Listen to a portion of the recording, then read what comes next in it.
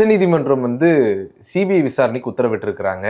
இந்த கரூர் துயரம் சம்பந்தமா போடப்பட்டிருக்கிற இந்த சிபிஐ விசாரணை அப்படிங்கிறது ஒரு கேள்வியை எழுப்பியிருக்குது தமிழக வெற்றி கழகத்தை நோக்கி. என்னன்னா 24 காவல் நிலைய மரணங்கள் சம்பந்தமா ஒரு போராட்டத்தை நடத்தும் போது விஜய் சொன்னார், இந்த சிபிஐ அப்படிங்கிறதே பாஜகவினுடைய கைப்பாவை அப்படின்லாம் பேசிட்டு, இன்னைக்கு அதே சிபிஐ விசாரணைக்கு உத்தரவிட்டதுக்கு பிறகு நீதி வெல்லும் அப்படின்னு சொல்லி விஜய் பதிவிட்டு இருக்கிறாரு.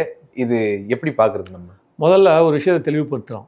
எந்த இடத்துலையுமே தாவேகா சைட்லேருந்து சிபிஐக்கான என்கொயரி கேட்கல. அதை புரிஞ்சுக்குங்க. நம்ம போனது எல்லாமே என்னன்னா, ஃபஸ்ட்டு இதோட இஷ்யூவே முதல்ல தமிழக அரசுக்கிட்ட தான் பிரச்சனை ஆரம்பிக்குது. இது வெளியில் வரும். நீங்கள் பார்த்தீங்க அப்படின்னா, திருச்சி பரப்புரை முடிஞ்ச உடனேயே முதல்ல போட்டது இந்த மதுரை பெஞ்சில் போட்டாங்களா சென்னையான்னு தெரியல, ஏதோ ஒரு சென்னையில் மதுரை தான் நினைக்கிறேன். மதுரை பெஞ்சில் போட்டது என்ன அப்படின்னா, ஹைகோர்ட்டில் போட்டது என்னென்னா, எங்களுக்கு ஒரு ஆர்டரிங் பண்ணி கொடுங்க, விதிமுறைகள் செய்யுங்க. ஒரு கட்சிக்கு ஒரு மாதிரி கட்டுப்பாடும், எங்களுக்கு ஒரு அதிகப்படியான கட்டுப்பாடுகளே எங்களுக்கு போடுறாங்க. பல பிரச்சனைகள் உருவாகுது. ஒரு நாள் முன்னாடி தான் எங்களுக்கு பர்மிஷனே கொடுக்குறாங்க. 12 மணி நேரத்தில் 18 மணி நேரத்துக்குள்ளே எங்களால் ஒட்டுமொத்த வேலையும் செஞ்சு ப்ரிப்பரேஷன் பண்ண முடியல, ஏற்பாடுகள் செய்ய முடியல.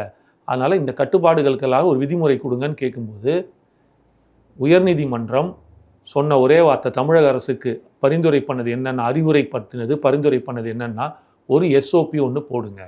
இது பிரகாரம் தான் எல்லா கட்சிக்கும் ஒரே மாதிரியான ஸ்டாண்டர்டைசேஷன் பண்ணி அவங்கக்கிட்ட விதிமுறையை கொடுத்துருங்க, எல்லாருக்கும் ஒரே மாதிரி இருங்கன்னு சொல்லிச்சு.